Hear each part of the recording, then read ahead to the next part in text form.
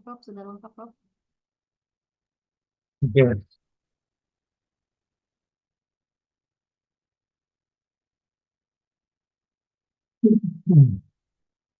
Baik, ini sudah tampil layar di layar, sudah ya? Sudah, Prof. Kelihatan, Prof. Ya. Baik, tentang interaksi obat ya. Jadi kalau kita lihat salah satu faktor yang menyebabkan kenapa pengobatan itu atau pemberian farmakoterapi sering menjadi permasalahan adalah adanya suatu interaksi antara satu obat yang kita berikan dengan obat yang lain. eh, Interaksi obat dengan obat itu, interaksi obat ini bisa bukan hanya obat dengan obat, tetapi interaksi obat itu bisa juga dengan makanan ya. Dengan makanan mungkin di kuliah gizi sudah disampaikan oleh Dokter Amel Setelah dulu. oleh Dokter siapa, eh, Arisman dok, atau Dokter Sarif barangkali tentang interaksi antara makanan dengan obat. Tetapi yang hari ini yang ingin saya sampaikan adalah bagaimana obat itu bisa satu obat dan obat lain itu bisa berinteraksi. Termasuk di sini adalah bahan obat-obat herbal ya, bahan-bahan alam yang juga mempunyai efek yang pada sistem kesehatan manusia, pada reseptor tertentu yang nanti bisa berpengaruh terhadap efek terhadap kesehatan ya, melalui interaksi antara obat dengan bahan herbal tersebut.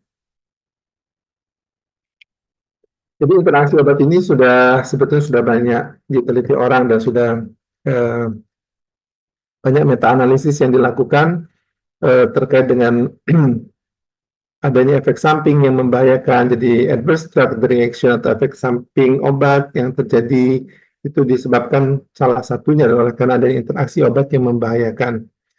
Kemudian juga pada penelitian-penelitian yang lain kita juga melihat banyaknya efek samping yang terjadi itu bukan oleh karena obat itu sendiri, tetapi ketika obat itu dalam bentuk kombinasi.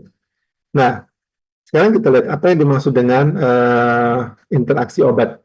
Jadi kalau kita lihat interaksi itu kan artinya ada suatu komunikasi, ada suatu relationship ya antara satu orang dengan yang lain. Misalnya ada interaksi. Ketika kita ada dua orang, terjadi satu interaksi. Misalnya A dan B duduk sebelahan di di satu pesawat atau satu bis ya dalam perjalanan.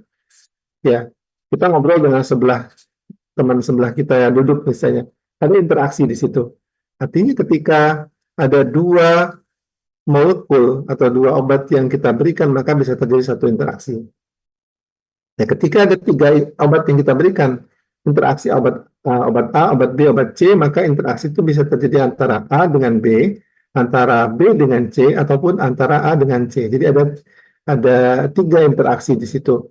Nah, semakin banyak obat yang digunakan, mungkin akan makin banyak interaksi yang terjadi. Ya, jadi interaksi obat itu adalah suatu respon klinis yang terjadi akibat pemberian obat lebih dari satu macam ya. Jadi satu atau lebih itu akan menimbulkan interaksi obat yang kombinasi itu mungkin bisa membahayakan, itu yang kita takutkan, yang kita cegah sebaiknya, ataupun memang sengaja kita lakukan interaksi itu untuk mendapatkan efek yang menguntungkan. Dalam farmakologi, misalnya kita mengenal ada efek sinergistik. Satu obat diberikan dengan mekanisme kerja yang berbeda misalnya. Maka obat A dengan obat B sama-sama mempunyai efek menurunkan tekanan darah. Kita bisa bekerja dengan menghambat reseptor beta misalnya. Kita kenal sebagai beta blocker. Selain itu, penurunan tekanan darah itu bisa kita hambat dengan kita menghambat misalnya enzim ACE ya, angiotensin converting enzyme misalnya, yang mengubah angiotensin menjadi angiotensin 1 menjadi angiotensin 2 yang aktif. Nah, ketika dua-duanya kita blok, kita pengaruhi, kita modulasi lah efeknya, maka tekanan darah akan semakin turun lebih kuat misalnya. Ini kita kenal sebagai efek sinergistik. Ataupun untuk memperkuat efek farmakokinetik obat yang lain ya. Jadi kita ketahui obat-obat dengan batas keamanan yang sempit, misalnya obat-obat anti jamur yang kita gunakan secara sistemik ya. Kalau jamur itu kan kalau kita pahami itu hanya di kulit saja, tapi jamur itu juga bisa masuk ke dalam tubuh kita, bisa ke paru-paru, ke otak misalnya. Itu disebabkan oleh karena pada kasus-kasus misalnya terjadi kasus imunodefisiensi ya. Nah ini yang obat-obat ini tentu batas keamanannya sangat sempit. Jadi dosis antara dia menimbulkan efek terapi dengan menimbulkan efek toksik itu dekat sekali. Nah untuk menurunkan jangan sampai dia menimbulkan efek toksik itu tercapai. Jadi misalnya dia mempunyai efek kalau dosisnya katakanlah 100. Kalau kita tingkatkan menjadi 150 sudah bersifat toksik. Tapi kalau di bawah itu dia akan tidak mempunyai efek. Nah, karena batas keamanan obat itu sempit, maka kita bisa kombinasi dengan obat yang lain sehingga efek untuk membunuh jamur itu menjadi lebih bisa kita capai tanpa harus memberikan dosis yang maksimal yang nanti kita khawatirkan bisa terjadi efek yang membahayakan dari obat tersebut. Ini kita kenal sebagai pharmacokinetic boosting. Jadi kita dengan mempengaruhi efek farmakokinetiknya. Ataupun misalnya kombinasi antara misalnya probenecid dengan obat antiinflamasi sebetulnya dia masuk dengan dengan penisilin misalnya antibiotik. Nah, penisilin itu dia tidak bisa dibuang melalui ginjal melalui proses filtrasi ya, tapi dia akan dikeluarkan dari tubuh kita melalui proses namanya sekresi di tubulus. Nah, adanya probenecid itu akan menghambat transporter yang membawa keluar dari si proses sekresi penisilin di tubulus sehingga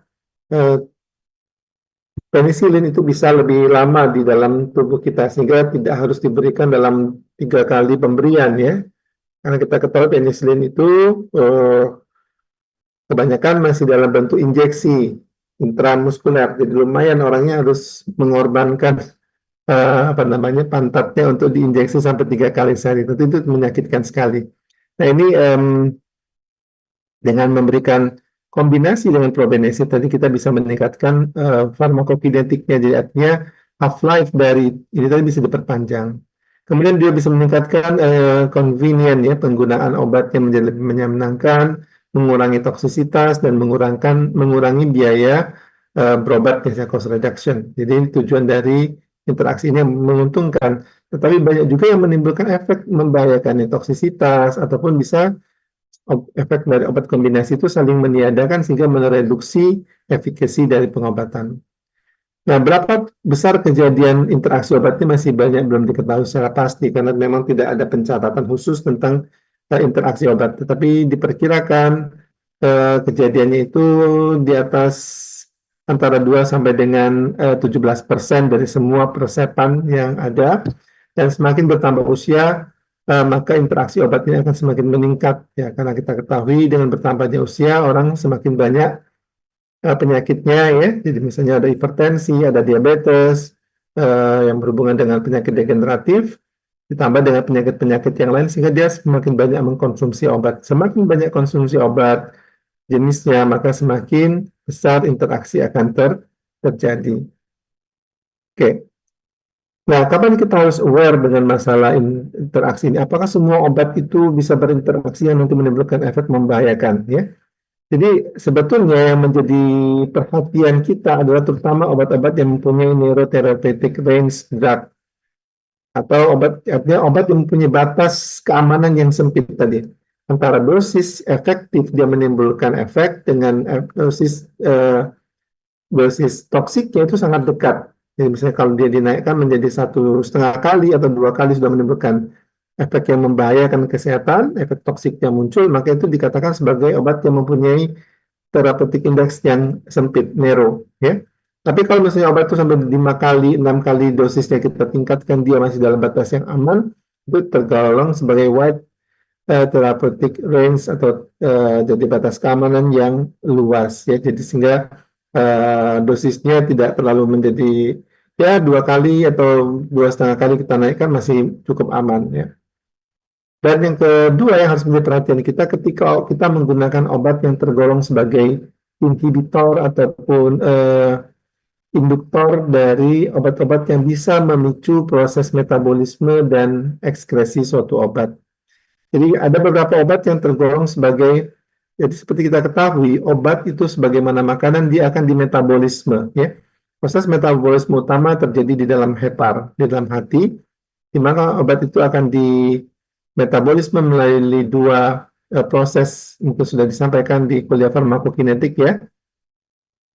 Ada proses metabolisme fase 1 akan diubah menjadi senyawa-senyawa yang bersifat reaktif dengan penambahan gugus-gugus yang radikal, ada hidrogen ditambahkan di situ atau hidroksil ya, sehingga nanti bersifat menjadi lebih reaktif karena dia bersifat lebih lipofilik, jadi lebih larut di dalam lemak, sehingga obat itu akan lebih mudah menerobos membran sel sehingga nanti menimbulkan efek pada sel yang ini masuk ke tempat kerjanya dan kemudian juga menimbulkan efek-efek yang membahayakan. Nah, biasanya reaksi fase 1 ini akan diikuti dengan reaksi fase 2 yang melakukan proses pengubahan gugus hidroksil tadi, gugus-gugus yang reaktif itu menjadi senyawa-senyawa yang lebih larut di dalam air sehingga lebih mudah dikeluarkan dari tubuh kita. Nah, ada obat-obat yang bisa menghambat enzim-enzim tersebut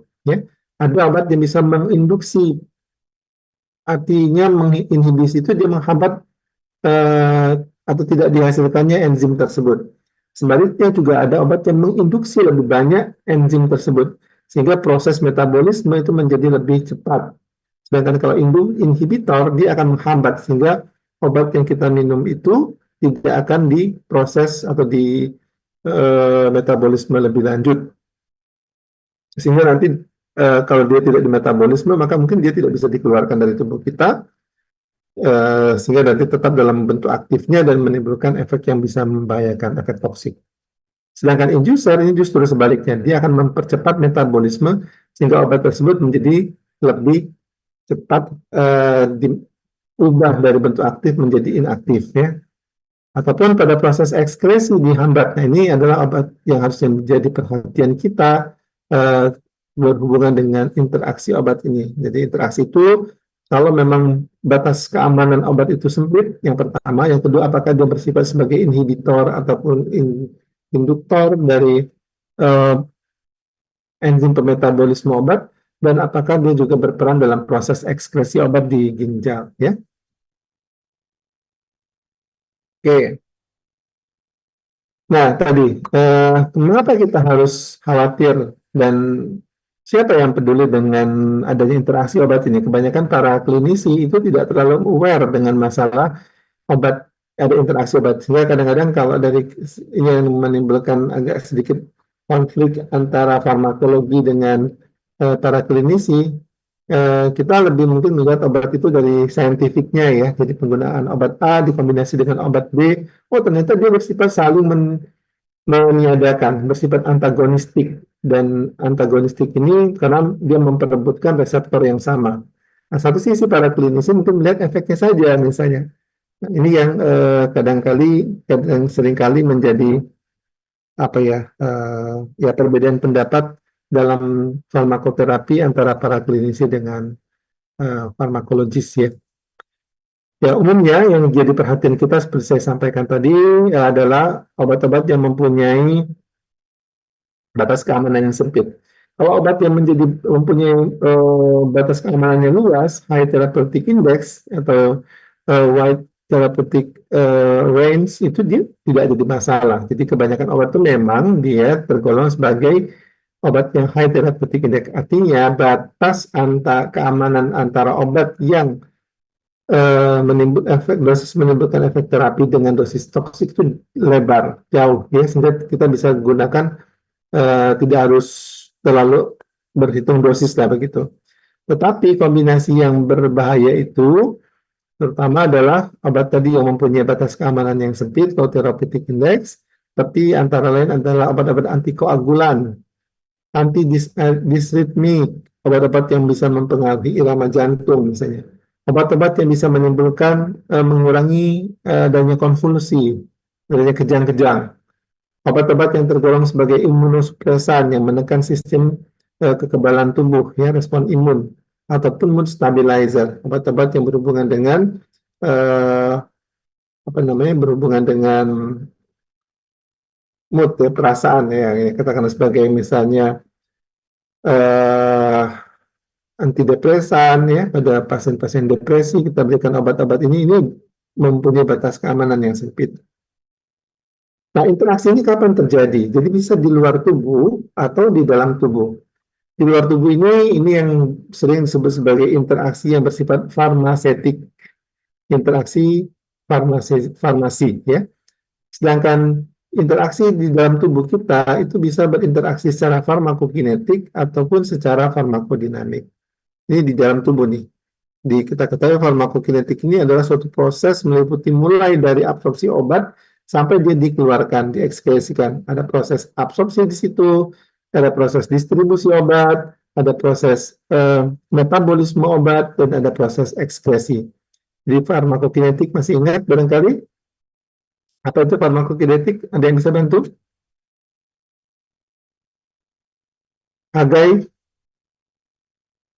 apa Eh, itu? ya, Farmakokinetik? jadi farmakokinetik itu kayak ilmu yang mempelajari bagaimana obat itu dimasukkan ke dalam tubuh, baru saat obat itu dalam tubuh nanti ditinjau bagaimana absorpsinya, bagaimana distribusinya dalam tubuh, kemudian bagaimana metabolismenya, sampai pada akhirnya obat itu dieliminasi gitu, Dok. Ya. Ya, jadi nasib obat di dalam tubuh kita, ya. Bagaimana tubuh kita memperlakukan obat tersebut, ya. Jadi itu yang kita kenal sebagai farmakokinetik, fate of the drugs, jadi in our body. Jadi ini yang farmakokinetik. Jadi mulai dari absorpsinya, distribusi, metabolisme, ekskresi itu adalah faktor-faktor parameter dari farmakokinetik yang nanti dipengaruhi misalnya dalam bentuk kombinasi obat, dia akan saling mempengaruhi absorpsinya, dia bisa mempengaruhi distribusi obat, bisa mempengaruhi metabolismenya, ataupun ekskresi, itu kita kenal fase farmakokinetik.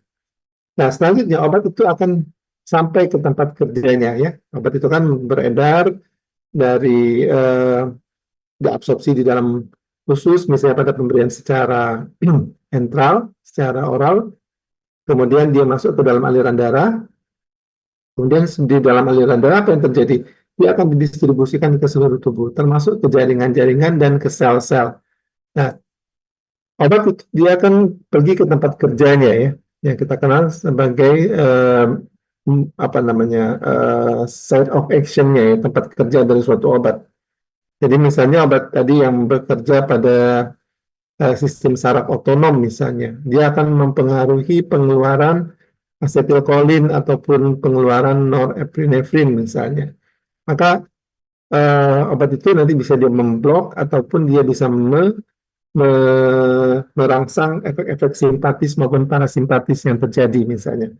Nah, itu adalah fase farmakodinamik. Jadi dia memperebutkan tempat kerja obat yang kita kenal sebagai reseptor obat. Jadi reseptor itu bisa macam-macam, ya, bisa dalam suatu reseptor yang memang terdapat di dalam membran sendiri, membran sel, ataupun di dalam sel sendiri, ataupun nanti dia bisa sebagai suatu enzim, sebagai suatu hormon yang merupakan yang nanti dipengaruhi obat tersebut. Ini yang kita kenal sebagai farmakodinamik. Jadi interaksi yang di luar tubuh ini biasanya berhubungan dengan proses penyimpanan, ya. Penyimpanan, misalnya storage condition yang tidak baik, oleh karena pengaruh cahaya, oleh pengaruh udara, air misalnya, ini akan berpengaruh, akan merusak obat. Sebagai contoh misalnya aspirin. Aspirin itu dia bersifat higroskopis, ya, jadi dia bisa menarik udara yang ada di di dalam ruangan. Nah, kalau dia tidak disimpan dengan rapi, tidak erat kita menutupnya, maka nanti satu obat dengan obat yang lain akan melengket. Ya, jadi kalau misalnya kita sudah buka, kemudian tidak kita tutup rapat, maka obat ini akan menempel satu dengan yang lain karena bersifat higroskopis. Udara juga bisa mengoksidasi obat ya, ataupun cahaya juga bisa merusak obat sebagaimana misalnya natrium nitroprusid ya, yang nanti mengalami kerusakan. Karena itu biasanya obat-obat itu biasanya ditaruh dalam botol. Kalau dia botol kaca misalnya, dia warnanya warna gelap, dan sebaiknya tidak kita simpan di ruang yang terang, misalnya di dekat jendela ataupun di depan jendela kaca ya, itu nanti bisa menyebabkan kerusakan dari obat tersebut. Ataupun dalam proses mixingnya obat itu, yang proses presipitasi ya. Ya, jadi obat-obat ini sudah, kalau zaman dulu kan banyak dokter yang masih suka meracik obat gitu ya. Termasuk saya dulu juga baru tamat, paling hobi meracik obat ya. Jadi obat A, obat B ditambahkan. Eh, Apalagi kita praktek di daerah ya, zaman dulu tidak seperti zaman sekarang ya, yang pengawasan itu demikian ketatnya ya. Ya, kadang-kadang kita tuh tidak belajar farmasi dengan baik ya. Bahwasanya untuk obat itu satu dengan lain bisa terjadi presipitasi, bisa dia tidak mencampur dengan baik. Bahwasanya untuk mencampurkan ini dia butuh misalnya nanti ada suatu emulgator khusus yang menjadikan senyawa kita itu tersuspensi dengan baik. Nah, kita nggak tambahkan, kita hanya menggerus obat, kemudian kita masukkan dalam sirup yang sudah tersedia, kemudian kita kocok-kocok misalnya untuk meningkatkan dosis antibiotik misalnya. Ya, tentu itu tidak bisa kita ini ya. Ataupun obat satu dan yang lain nanti dia akan membentuk presipitat. Kadang-kadang juga ada dokter yang mungkin ya dia tidak terlalu paham, misalnya obat yang dalam bentuk salut gula misalnya, itu kan obat yang dikemas supaya dia tidak rusak di lambung. Nah, ini sengaja untuk dibentuk dalam sediaan puyer misalnya, yaitu tentu tidak sesuai dengan yang seharusnya. Ini banyak juga kita temukan di praktek sehari-hari, di praktek dokter ya. Jadi itu ya karena mungkin pemahaman farmakologinya kemarin tidak terlalu baik. Oke, apa yang membedakan interaksi farmakokinetik dan farmakodinamik ini? Ya, kita dengan cara kita mengetahui kadar obat di dalam darah. Jadi kadar obat ini bisa kita ukur sebetulnya. Jadi sebetulnya yang mempengaruhi efek obat itu adalah di ikatan antara obat dengan reseptornya ya. Tetapi kita banyaknya obat yang berikatan dengan reseptor itu sebanding dengan banyaknya atau tingginya obat yang ada di dalam sirkulasi. Bisa dipahami nih? Bisa dipahami pernyataan saya tadi? Apa kira-kira maksudnya, Fatih? Kadar obat yang ada di dalam reseptor itu sebanding ataupun berkorelasi dengan banyaknya obat yang ada di sirkulasi.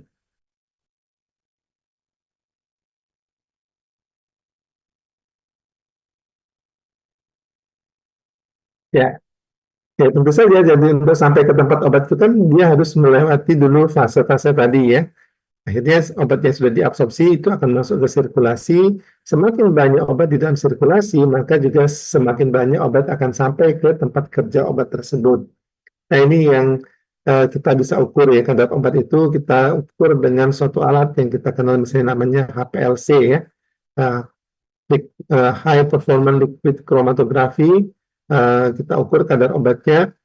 Kalau misalnya suatu obat A ada obat B, nanti kita bisa ketahui dua macam obat yang diberikan, dia bisa berinteraksi secara farmakokinetik atau farmakodinamik. Jadi umumnya dikatakan farmakodinamik itu bila obat A dan obat B itu konsentrasinya di dalam darah itu tidak mengalami perubahan. Tidak mengalami perubahan, artinya kadarnya sama nih. Tapi kalau misalnya dia satu obat ada yang meningkat, ada yang lain menurun, misalnya kadarnya, siapa pembandingnya nih? Pembandingnya tentu yang orang yang tidak diberikan dalam bentuk interaksi obat ya, obatnya satu macam saja misalnya. Nah itu kita kalau ada perbedaan konsentrasi itu artinya interaksinya secara farmakokinetik.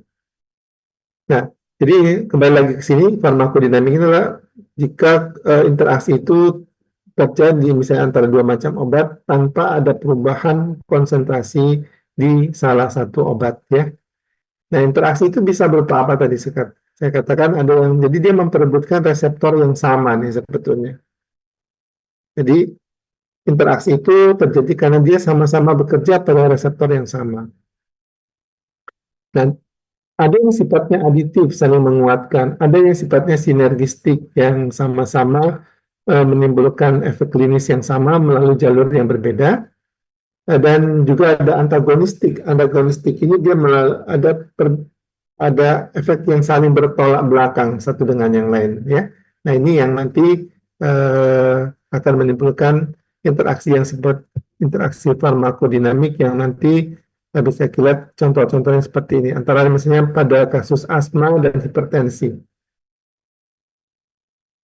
Pada pasien-pasien asma, kita sering memberikan beta 2 agonis, salbutamol ya.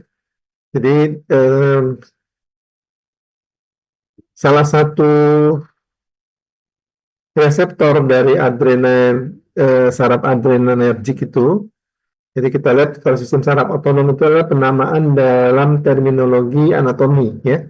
Secara fisiologi, kalau kita lihat dari sisi neurotransmitternya, maka kita mengenal ada neurotransmitter dari saraf otonom itu adalah asetilkolin, ada lagi namanya adrenalin ataupun epinefrin. Ya.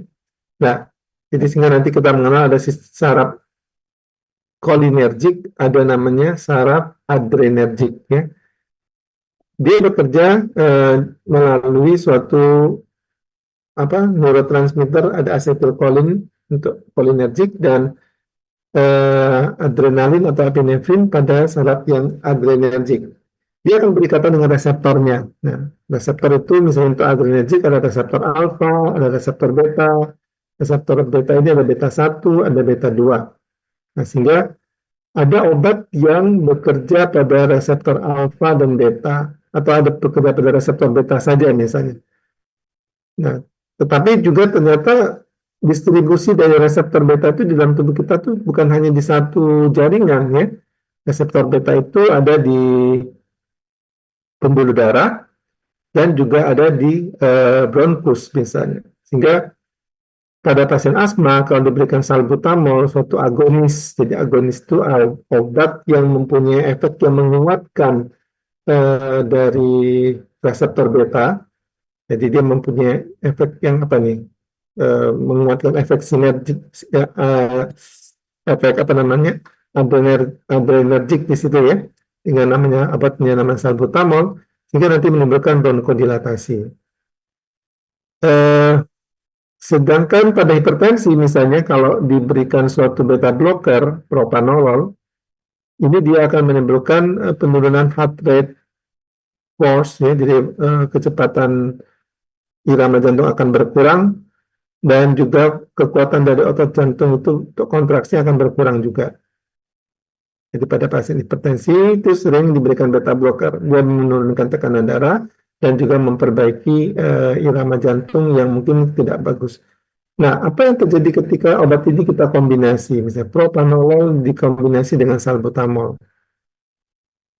Maka dua obat ini, satu sebagai blocker, satu sebagai agonis. Ya. Jadi satu dengan lain saling bertolak belakang. Nah, ketika kita berikan obat ini, maka yang terjadi efek dari beta 2 agonis ini akan menurun. Nah, ini yang bisa kita lihat, misalnya kita punya pasien dengan hipertensi dan juga ada riwayat asma. Ketika pasien itu kita berikan obat hipertensi dengan beta blocker, misalnya propanolol. Propanolol ini adalah obat anti hipertensi yang tergolong yang tidak tidak selektif ya. Dia bisa bekerja pada reseptor alfa dan reseptor beta. Maaf, pada reseptor beta, betanya beta 1 maupun beta 2. Sehingga beta 2 juga akan diblok nih di sini. Jadi beta 2 yang diblok, sementara orangnya ini asma kan. Apa yang terjadi? Maka tekanan darahnya bisa jadi menurun, tapi asmanya akan kambuh.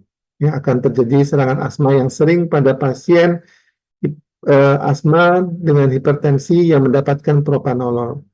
Nah, kalau dia minum selama ini obat salbutamol sebagai obat obat asmanya yang bisa menyebabkan bronkodilatasi, maka kombinasi dengan propanolol akan menurunkan efek salbutamol. Jadi walaupun dia minum salbutamol, setelah kita berikan propanolol, asmanya akan lebih sering kumat, ya, karena efek beta 2 agonis dari salbutamol tertekan akibat adanya pemberian propanolol.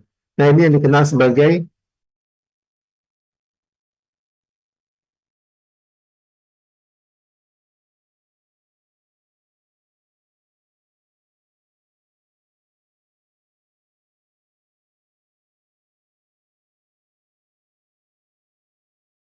Oke, itu contohnya salah satu. Kemudian interaksi farmakodinamik yang lain adalah ketika kita berikan obat-obat antidepresan misalnya, ya,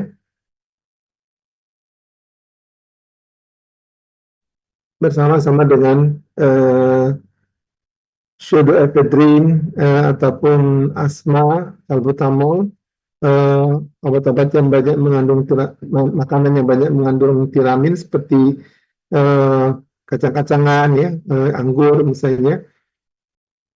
Sementara dia juga mendapatkan monoamin oksidasi inhibitor misalnya, karena eh, pada pasien-pasien mengalami depresi misalnya, ataupun dengan gangguan psikosis, ini biasanya diberikan obat ini.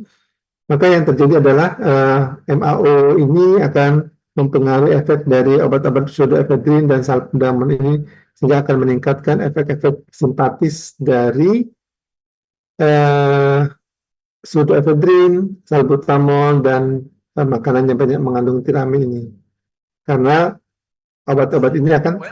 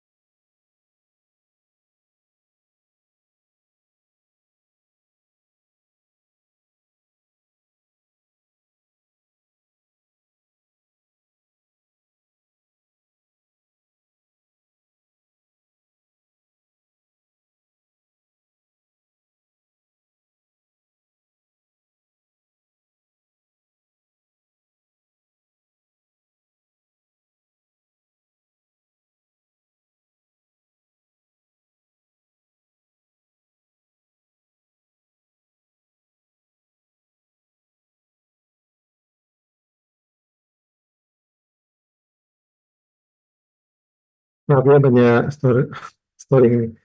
Jadi ini akan mempengaruhi efek simpatis akibat diberikan obat antidepresan bersama-sama dengan obat-obat simpatomimetik ini. Jadi simpatomimetik ini adalah obat-obat yang bisa meningkatkan respons simpatis, ya. Jadi kalau pemberian pseudoephedrine, obat-obat tadi salbutamol, obat asma, ataupun makanan yang banyak mengandung kacang-kacangan, ini akan meningkatkan efek simpatis. Nah, bila dikombinasi dengan obat-obat sebagai yang tergolong sebagai antidepresan seperti monoamin oksidasi inhibitor ini, yang bisa menginhibisi pemecahan noradrenalin dan dopamin, itu akan mempengaruhi efek dari si simpatis ini, ya. Contoh yang lain lagi juga misalnya pada pemberian NSAID, non-steroid anti-inflammation drug, jadi obat-obat yang bisa menghambat pembentukan prostaglandin, sintesis prostaglandin. Kita ketahui misalnya prostaglandin ini penting dalam proses inflamasi.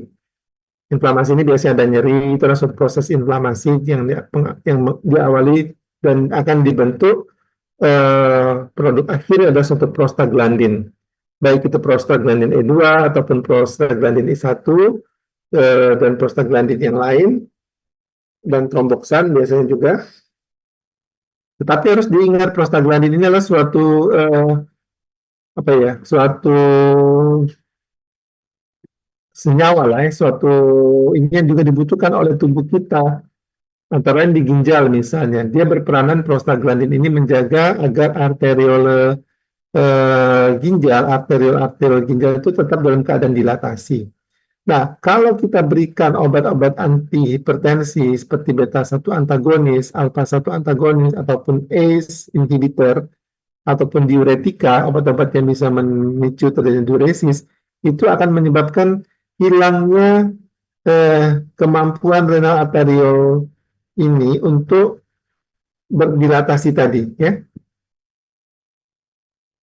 Jadi sehingga melalui PGE2 dan PGG2 ini sehingga akan justru bisa menimbulkan hypertension crisis, ya.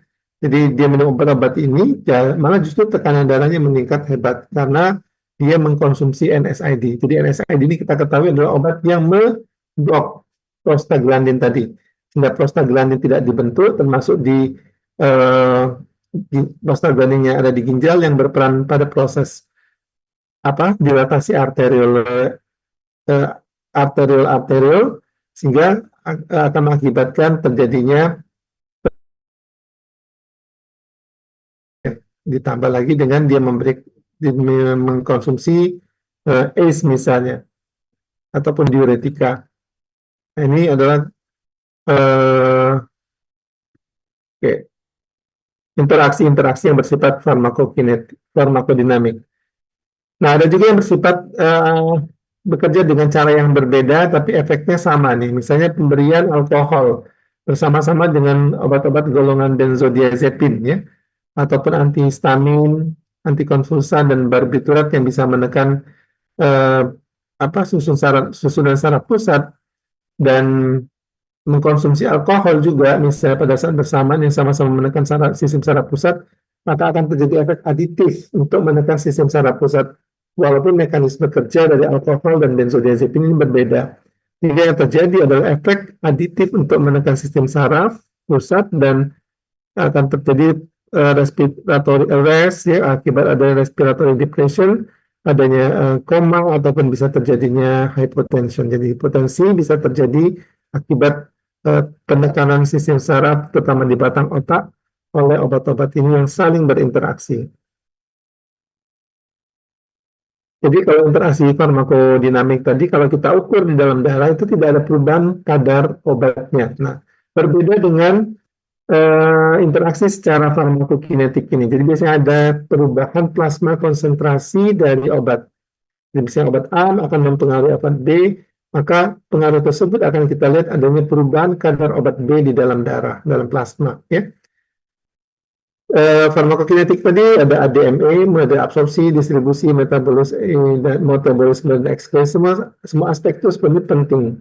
Tapi dari sekian banyak itu mungkin metabolisme lah yang paling menonjol untuk kita ketengahkan di sini, ya. Ini tadi yang kita kenal sebagai farmakokinetik.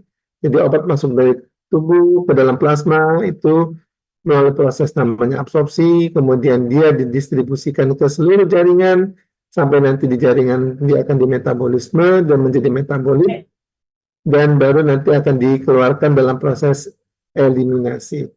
Oke. Nah, interaksi ini bisa tadi mulai dari absorpsi, misalnya adanya makanan di dalam lambung, ada makanan dalam usus, jadi atau pemberian makanan dekat dengan pemberian obat dekat dengan waktu makan, ataupun nanti obat dengan makanan akan membentuk suatu kelat namanya kelasi, ataupun motilitas usus, ataupun pH, itu akan berpengaruh dalam proses absorpsi misalnya. Dalam proses distribusi, transport obat, ya, jadi obat itu masuk ke dalam tubuh dalam bentuk free, ataupun bisa dalam bentuk terikat, yang didistribusikan ke seluruh tubuh kita.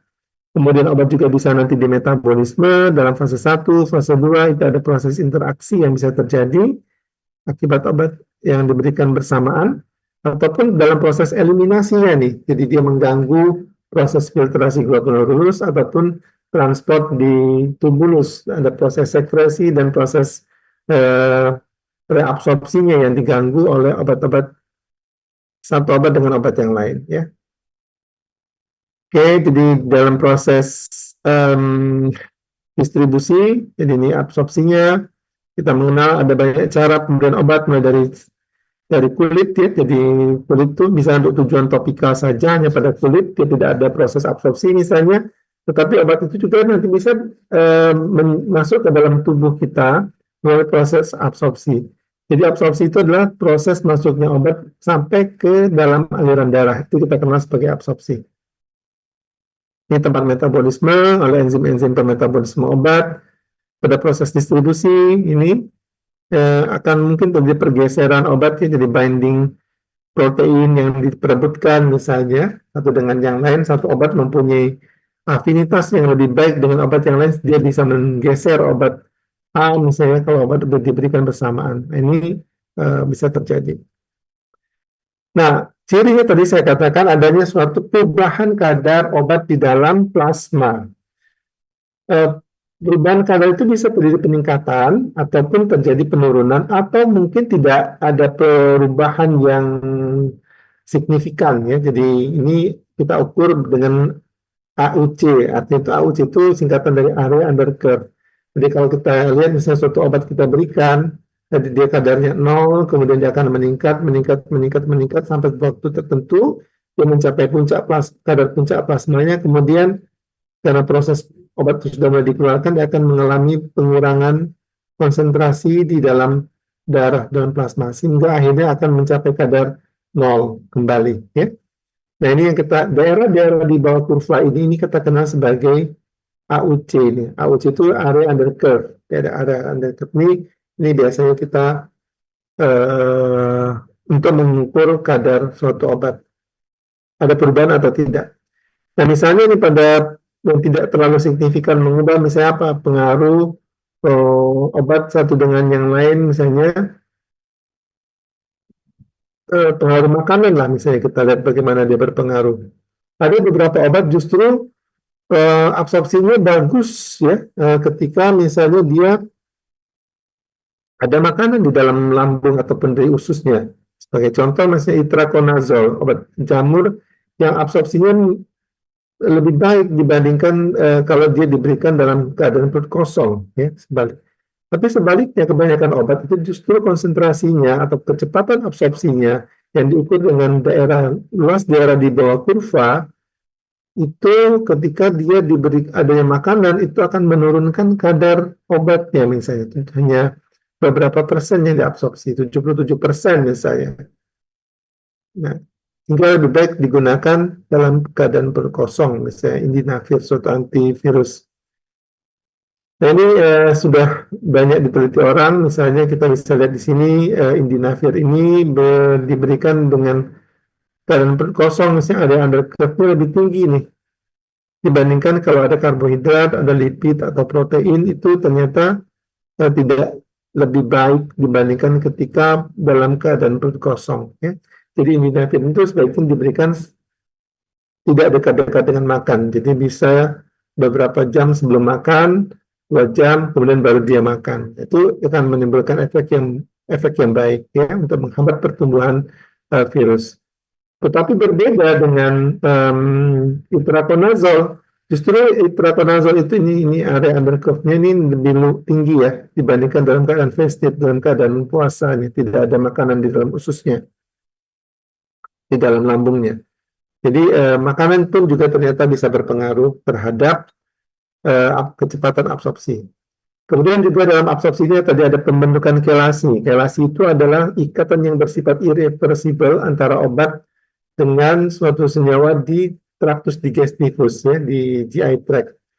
Jadi misalnya pemberian tetrasiklin, antibiotika tetrasiklin ataupun antibiotika quinolone ya bersama-sama dengan preparat besi misalnya pada orang anemia dia mendapatkan quinolone ada infeksi tapi dia mengalami anemi, kita berikan ferrous sulfat misalnya atau dia ada mual, ada katakanlah diberikan antacid, maka apa yang terjadi? Tetrasiklin dengan ferrous sulfat ataupun dengan antacid itu akan dia membentuk suatu ikatan yang kita kenal sebagai chelat, ya.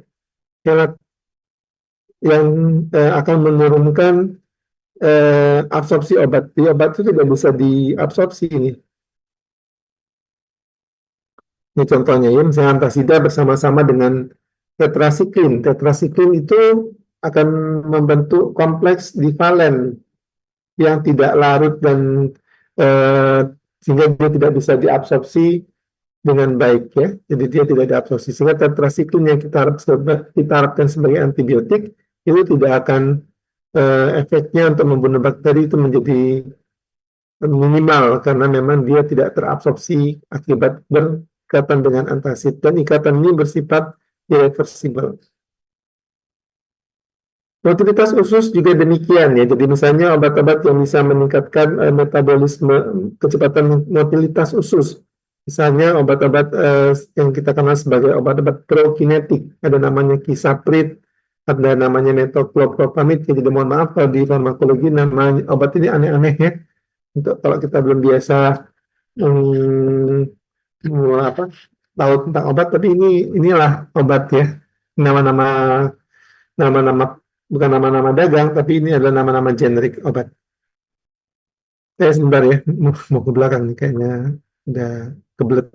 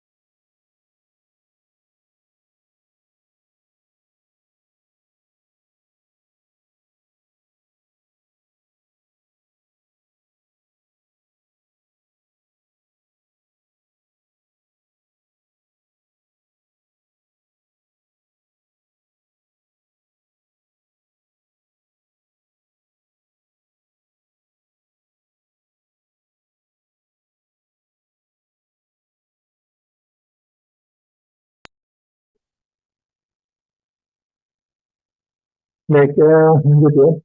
Jadi obat-obat yang bisa mempengaruhi kecepatan ataupun motilitas usus itu akan berpengaruh juga terhadap kecepatan absorpsi dari suatu obat ya. Jadi kalau motilitas usus itu dengan bahasa mudanya akan mempengaruhi absorpsi suatu obat. Semakin cepat suatu obat itu berada di dalam apa namanya semakin singkat waktu. Jadi kalau motilitas meningkat, artinya apa? Waktu yang dibutuhkan oleh obat itu di saluran pencernaan itu menjadi lebih pendek ya. Nah, ini akan menimbulkan efek yang apa namanya absorpsi yang kurang sempurna juga gitu ya. Nah, sebaliknya obat-obat seperti narkotik, obat-obat anti diare yang mengandung narkotik yang nanti bisa eh, menekan kontraktilitas usus misalnya, akan menekan mobilitas, maka akan menyebabkan eh, pengosongan lambung menjadi lebih lambat ya. Nah, ini yang nanti akan mempengaruhi kadar obat di dalam tubuh kita. Jadi kecepatan absorpsi itu sangat banyak yang menentukannya. Pertama tadi adanya makanan di dalam lambung, yang kedua adanya pengaruh dari apa tadi kelasi yang mungkin terbentuk, atau yang ketiga biasanya adalah suatu motilitas usus. Jadi semakin semakin apa namanya dia pendek waktunya di dalam lambung kita, maka kecepatan absorpsinya mungkin juga tidak baik. Jadi misalnya ada obat-obat yang tadi kisaprit, metoclopramid yang kontraksi lambungnya itu ditingkatkan, maka akan mengakibatkan eh, obat yang tadi diberikan bersama-sama itu menjadi absorpsi obatnya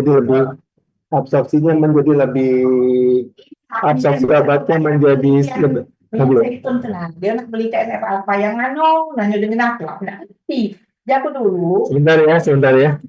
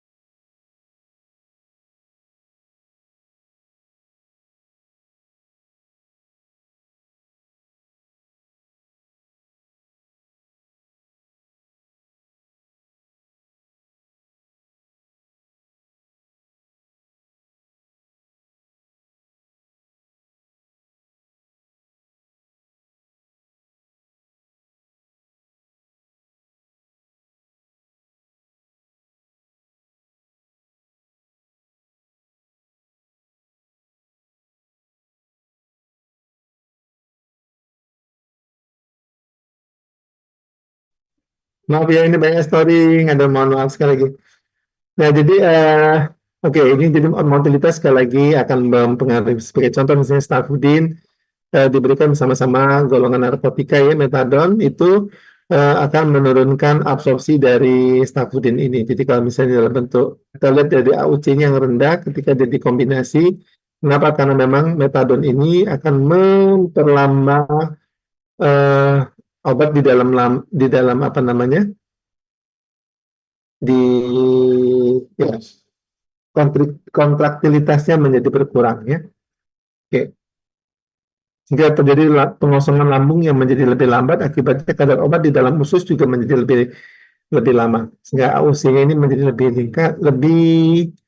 lebih rendah dibandingkan kalau dia tidak dalam bentuk obatnya sendiri. Diberikan tidak dalam bentuk kombinasi maksud saya. Oke, ini tadi ya. Jadi ini penjelasannya adalah mempengaruhi transit. Jadi GI transit. Jadi kalau diberikan antikolinergik bersama misalnya acetaminophen, maka akan terjadi pengosongan lambung yang lebih lambat sehingga absorpsi acetaminophen akan menjadi lebih lambat akibat pengaruh dari antikolinergik yang nanti akan mempengaruhi kontraktilitas atau motilitas usus tadi. Kemudian juga pengaruh keempat pada absorpsi adalah pengaruh pH. Jadi misalnya pH itu Seperti kita ketahui pH lambung itu yang sangat asam, bisa diberikan obat-obat yang bisa menekan produksi asam lambung seperti apa yang kita kenal sebagai antihistamin, ini antihistamin H2 ya. H2 blocker ini maksudnya adalah antihistamin H2. Suatu blocker yang contohnya adalah ranitidin, apalagi famotidin ya, itu obat-obat yang bisa menekan produksi HCl. Ketika kita kombinasi dengan obat-obat jamur bersama-sama dengan obat-obat yang tadi justru terjadi disolusi atau penghancuran ketokonazol itu menurun, sehingga nanti akan mengurangi absorpsi dari ketokonazol. Artinya ketika ketokonazol itu diberikan sendiri, alone, ini kadarnya akan di dalam absorpsi menjadi lebih baik. Nah, ketika dia diberikan bersama-sama dengan ini ranitidin misalnya, suatu antihistamin H2 inhibitor, blocker, maka yang terjadi adalah proses absorpsi menjadi terhambat ya. Jadi bukan oleh karena dia membentuk kelat seperti yang tadi, tapi karena pH lambung itu akan mempengaruhi proses disolusi ataupun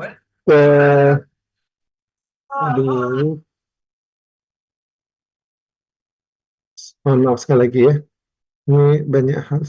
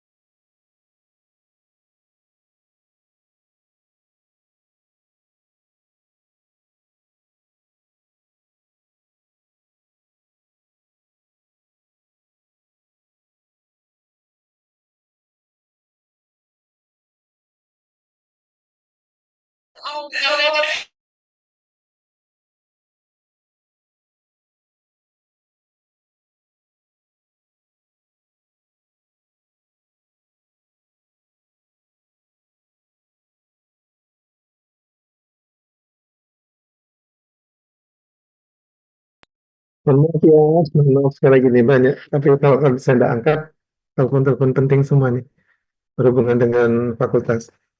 Artinya ketika diberikan ketokonazol sendiri, maka absorpsinya akan lebih baik ya. Tapi begitu diberikan ranitidin ataupun obat-obat yang menyebabkan pH lambung menjadi lebih basah ya, jadi sukralfat ini obat ini adalah suatu obat yang biasanya digunakan untuk kasus ada tukak lambung ya, dia bersifat pH-nya basah, maka yang terjadi ketokonazol ini absorpsinya menjadi menurun ya. Ini disebabkan karena asam lambung itu yang ya dalam pH yang rendah dibutuhkan untuk proses disolusi penghancuran ketokonazol itu yang menjadi lebih efektif seperti itu. Beda dengan yang tadi dengan pembentukan kelat ya, ataupun yang pengaruh terhadap motilitas khususnya. Oke, kemudian interaksi berhubungan dengan transport, dengan distribusi. Jadi ini kita ketahui bahwasanya suatu obat misalnya diberikan dari lambung, dia masuk ke pembuluh darah, ini harus melalui beberapa lapisan-lapisan ya. Ini misalnya ini intestinum, ini adalah vascular space, ini ada interspatial space. Maka obat itu dia harus menembus berbagai macam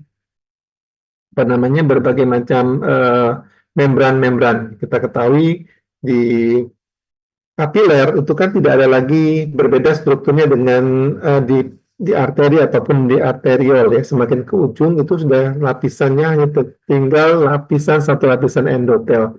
Nah, jadi untuk transport obat melalui membran itu juga ada macam-macam cara ya. Ada yang dia melalui suatu obat difusi secara pasif misalnya untuk senyawa-senyawa yang larut di dalam lemak, karena memang lipid bilayer itu membran itu di atas dua lapisan lemak, sehingga dia senyawa-senyawa yang larut dalam lemak akan sangat mudah.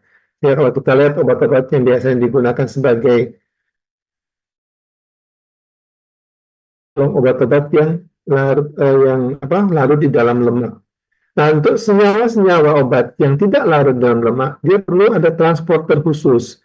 Nah, ini banyak yang ada namanya macam-macam, ada PGP, P-glikoprotein, ada MRP, ada OATP, dan sebagainya. Ini adalah suatu transporter khusus yang membawa masuk senyawa-senyawa yang tidak larut di dalam air termasuk obat itu ke jaringan-jaringan. Nah, ini dan jumlah transporter ini bukan hanya ada di usus, tapi juga ada di pembuluh darah, ya, di dinding pembuluh darah, di ginjal, di otak, di hepar, ya, itu semua ada.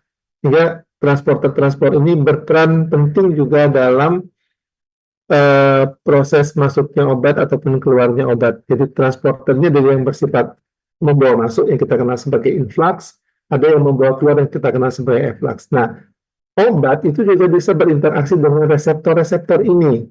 Sehingga kalau misalnya dia berfungsi di ginjal, ada untuk proses sekresi obat, dia membutuhkan adanya tadi protein P-glikoprotein. Ya. P-glikoprotein ini sekali lagi tidak hanya di ginjal, tapi juga ada di otak, ada di usus, ada di biliary system, di apa namanya kandung empedu, ya, ataupun di hepar juga ada di sini. Nah, ini bisa berpengaruh di situ. Nanti kalau misalnya ada obat yang mempengaruhi P-glikoprotein ini, maka nanti akan mempengaruhi banyak sekali ke senyawa-senyawa yang bisa dibawa masuk melalui itu. Oke, ini tadi efflux protein, ada P-glikoprotein, MRP2, MRP1, ya, ada OAT, ini transporter.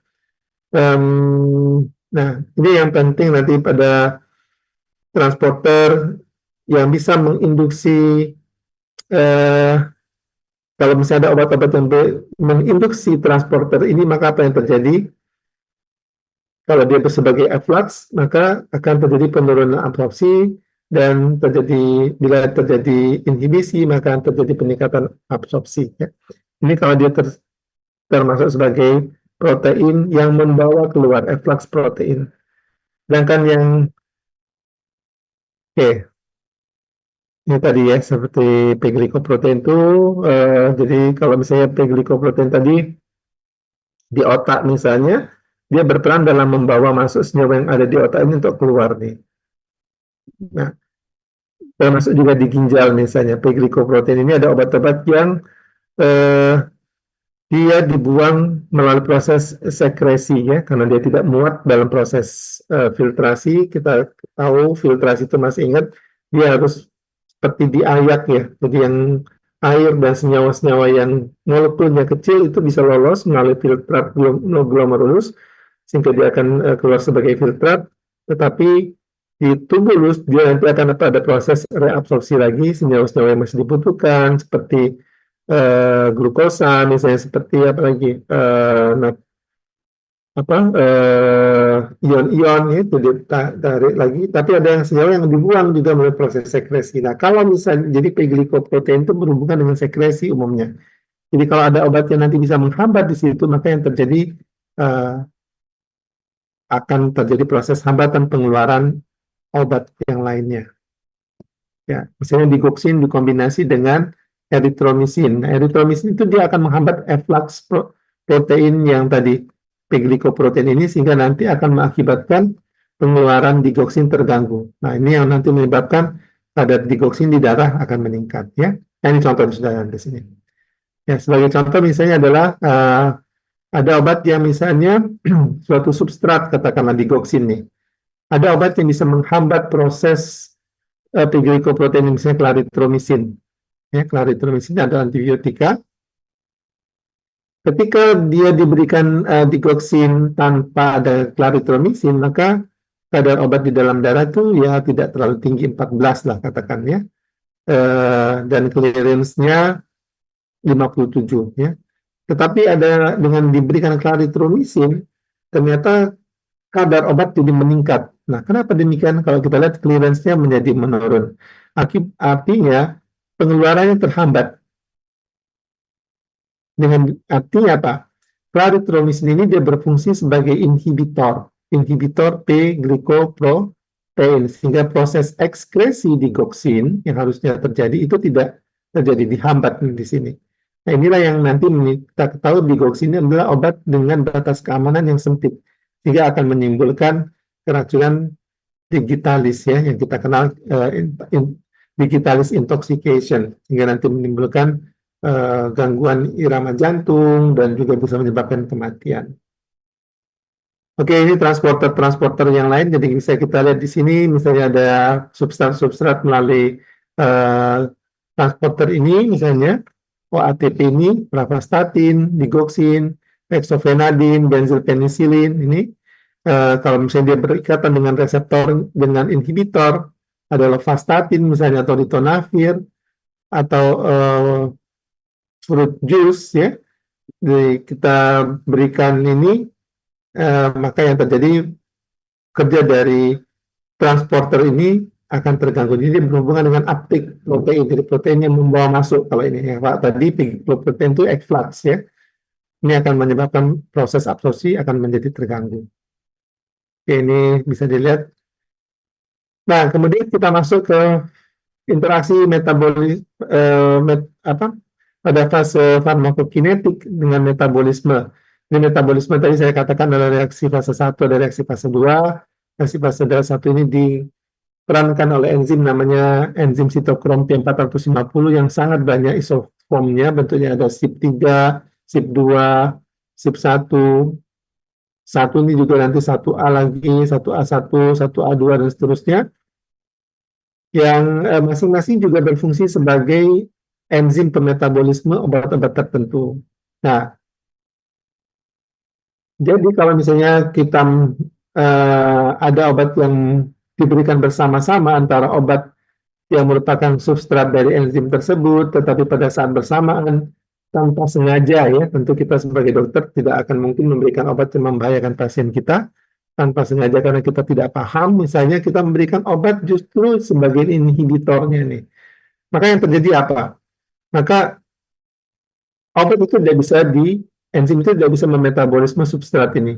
Nah, akibatnya apa? Terjadi peningkatan kadar obat di dalam tubuh dan meningkatkan resiko terjadinya toksisitas. Ya.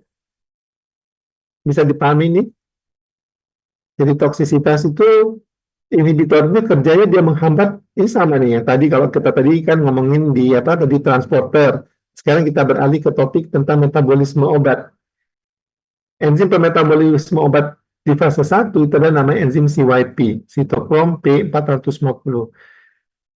Interaksi itu kalau kita kombinasi ada dua macam obatnya. Kebetulan obatnya itu adalah sama-sama substrat misalnya, maka kita tidak bisa memprediksi ya. Ini bisa saja saling meningkatkan atau saling menurunkan ataupun mungkin dia tidak mempengaruhi sama sekali. Tetapi yang jadi masalah adalah kalau kita memberikan obat yang tergolong sebagai inhibitor ataupun inducer yang saat bersamaan kita memberikan obat yang lain yang merupakan substrat dari enzim CYP tersebut. Maka yang terjadi adalah ketika memberikan inhibitor bersama-sama dengan substratnya dari enzim tersebut, maka akan terjadi reaksi metabolismenya terhambat, terinhibisi oleh inhibitor tersebut.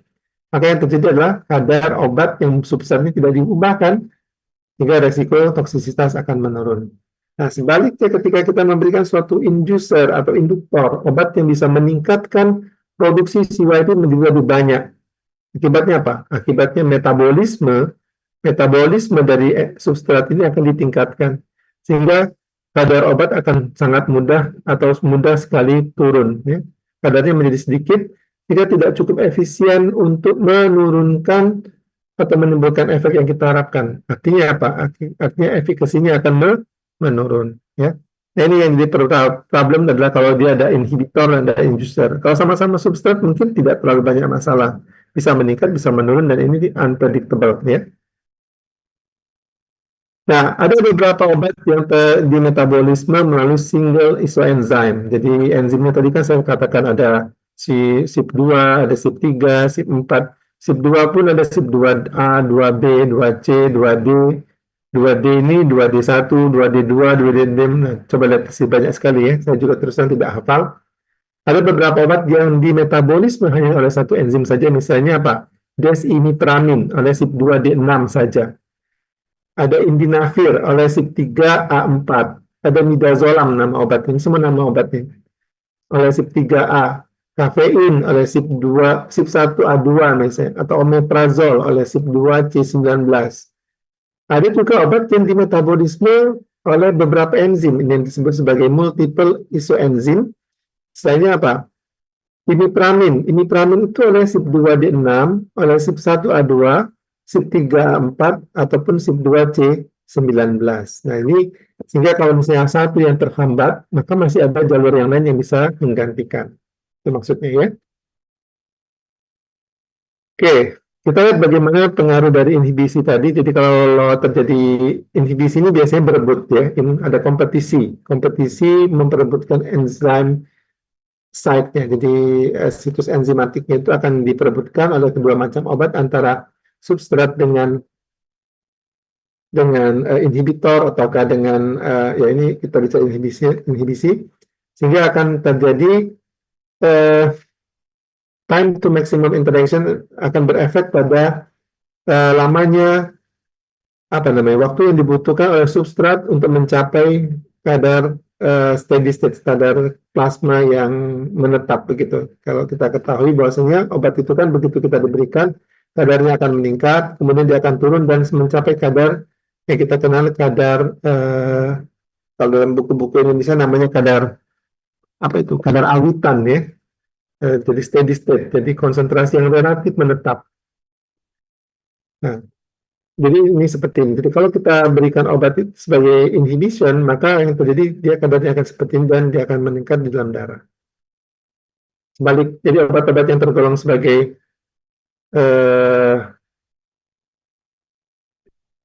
sebentar, ya, sebentar ya.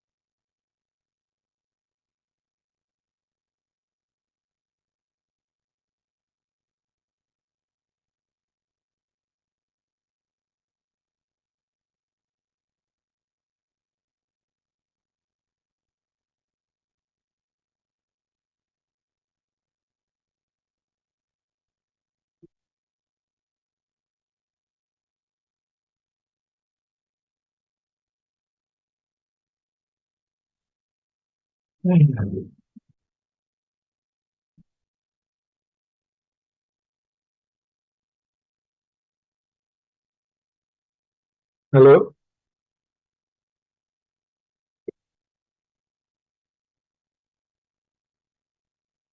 ya mohon maaf ya, banyak gangguan. Oke, sedikit lagi kita. Inhibitor tadi itu beberapa obat yang tergolong sebagai inhibition ini untuk enzim pemetabolisme obat, misalnya adalah simetidin ya, eritromisin, clarithromycin misalnya, ketoconazole, itraconazole. Ini melalui enzim-enzim ada di sini sampingnya adalah CYP3A4 ya untuk eritromisin dan ketoconazole, ataupun misalnya fluoxetine, paroxetine ini CYP2D6. Jadi yang akan menghambat enzim-enzim tersebut. Nah, kalau misalnya obat yang ini substratnya tadi hanya dimetabolisme oleh satu enzim saja, misalnya desimipramin ialah CYP2D6, kalau dia diberikan bersama-sama, masih tadi,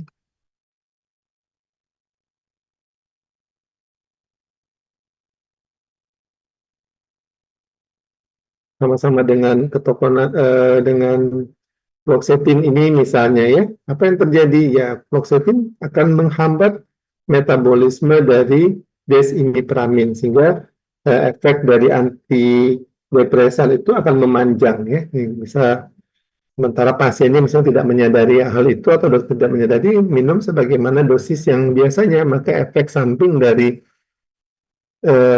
desimipramin itu akan meningkat. Oke, ya sama lagi.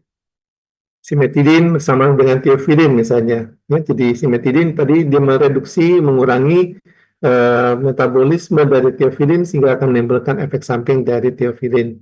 Tiofilin ini akan menyebabkan nanti efek samping antara lain menekan sistem pernapasan kita ya justru. Nah, sebaliknya adalah pemberian obat-obat yang bisa menginduksi enzim CYP2D, sitokrom P450, misalnya rifampicin, rifabutin sama, ini adalah sama-sama mengandung rifampicin, carbamazepin, misalnya phenobarbital, phenytoin, mevigeramine, efavirenz, John Wort, obat tradisional ya, ataupun obat anti diabetes misalnya pioglitazone atau triglitazone. Ini dia merupakan suatu induktor, jadi bisa meningkatkan menghasilkan enzim sitokrom P450 yang lebih banyak. Akibatnya metabolisme obat akan menjadi dosis yang biasa kita berikan tidak cukup efektif untuk menimbulkan efek yang kita harapkan. Nah, akibatnya apa? Kalau diberikan obat induktor ini, maka yang terjadi adalah risk of therapeutic failure. Jadi kegagalan dalam pengobatan. Oke.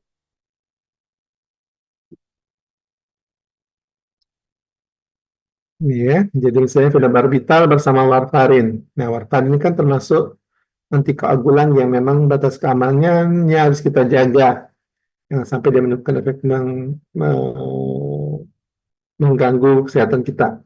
Phenobarbital itu akan meningkatkan metabolisme warfarin, menyebabkan nanti penurunan efek antikoagulan. Jadi misalnya pada kasus-kasus kita mengharapkan efek warfarin untuk sebagai antikoagulan, maka bersama-sama dengan phenobarbital, misalnya adanya suatu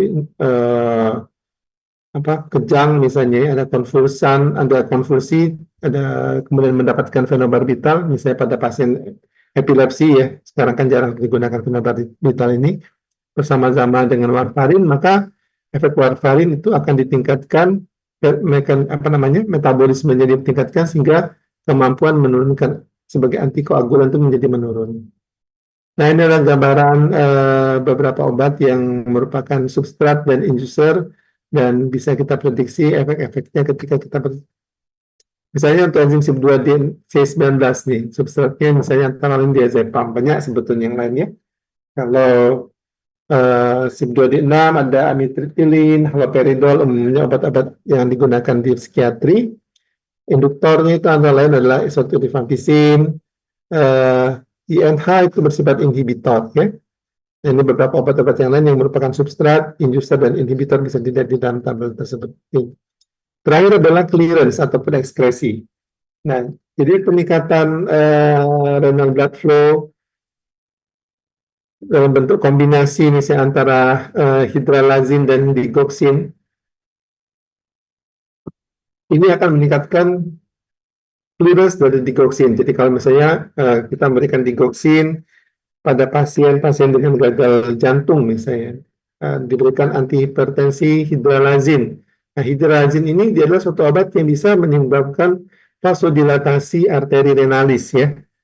Jadi kalau salah satu mekanisme dari menurunkan tekanan darah itu, kalau misalnya tekanan darahnya arteri renalis diturunkan dengan melakukan vasodilatasi arteriol, maka akan menurunkan tekanan darah sebetulnya. Nah, ini sebaliknya akan meningkatkan clearance dari digoxin ya, sehingga nanti akan mengakibatkan tidak cukup kadar digoxin yang digunakan untuk sebagai obat inotropik positif.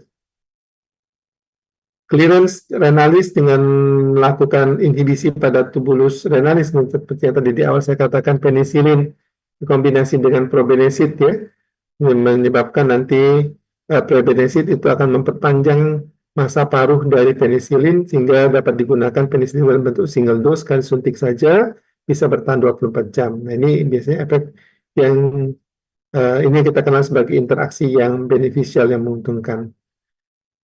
Kemudian juga pengaruh pada tubulus reabsorpsi, misalnya antasida diberikan bersama-sama dengan aspirin. Ini akan mengurangi reabsorpsi asalisilat melalui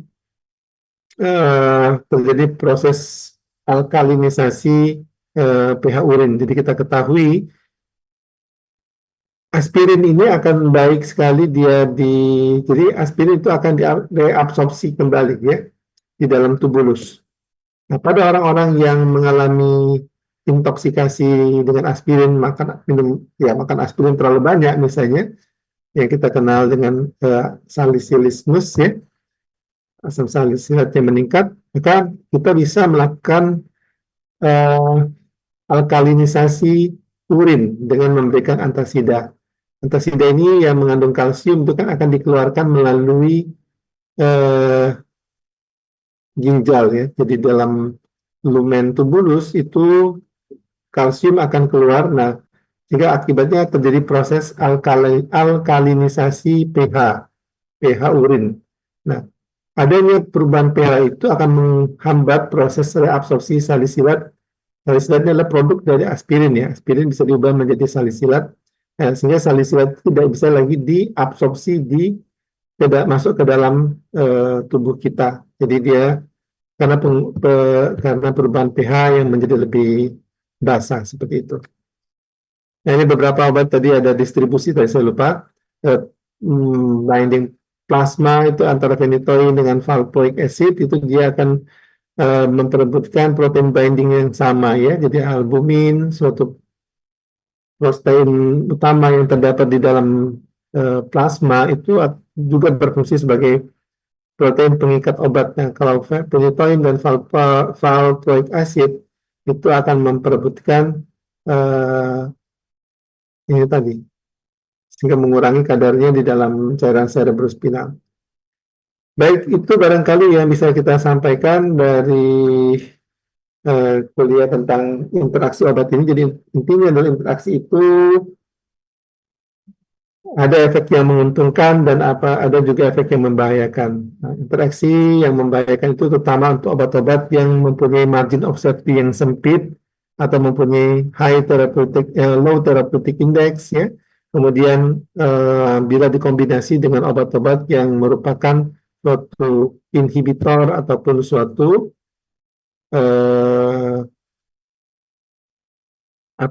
suatu induktor ya, suatu inducer. Jadi ini yang nanti bisa menghambat ataupun bisa meningkatkan bisa suatu metabolisme, bisa suatu proses absorpsi ya, transportasi, itu tergantung dari apa yang dihambat oleh suatu obat Sehingga kalau misalnya tadi dia menghambat proses proses metabolisme, maka yang terjadi adalah obat yang kedua, metabolisme tidak dimetabolisme dengan baik, sehingga akan terjadi peningkatan kadar obat yang tadi diberikan bersama-sama. Itu saja barangkali kesimpulan yang bisa kita ambil dari kuliah kita tadi. Jadi satu lagi barangkali, interaksi ini bisa terjadi di luar tubuh dalam bentuk interaksi ketika kita mencampurkan, ketika kita menyimpan dan sebagainya, atau interaksi yang terjadi dalam tubuh kita dalam fase farmakokinetik maupun farmakodinamik yang tadi sudah saya jelaskan, mulai dari absorpsi, distribusi, metabolisme, dan ekskresi, maupun di fase farmakodinamik ketika dia memperebutkan reseptor dengan ciri, misalnya kalau dia ada perubahan kadar obat di dalam darah, itu biasanya adalah suatu interaksi yang bersifat farmakokinetik. Sedangkan kalau tidak ada perubahan, itu interaksi yang sifatnya farmakodinamik. Umumnya seperti itu. Baik, itu saja barangkali yang bisa saya sampaikan. Terima kasih. Mohon maaf atas banyak gangguan yang terjadi selama kuliah. Harus menyambut telepon dan beberapa hal yang lain yang harus saya lakukan. Saya akhiri, barangkali kalau ada pertanyaan, 1 atau 2 pertanyaan, silakan.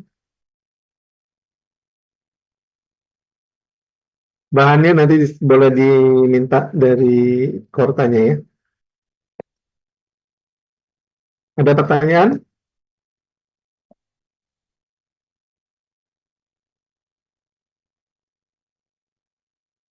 Belum. Oke, kalau belum ada nanti bisa bertanya. Kalau memang tidak di sini, mungkin bisa nanti kalau via WA juga monggo. Kalau ada hal-hal yang mau ditanyakan, bisa di WA saja ke saya. Terima kasih. Assalamualaikum warahmatullahi wabarakatuh. Selamat sore. Salam sejahtera untuk kita semua. Waalaikumsalam. Terima kasih, Prof. Terima kasih, Prof. Terima kasih, Prof. Sama-sama. Ya, izin lift ya.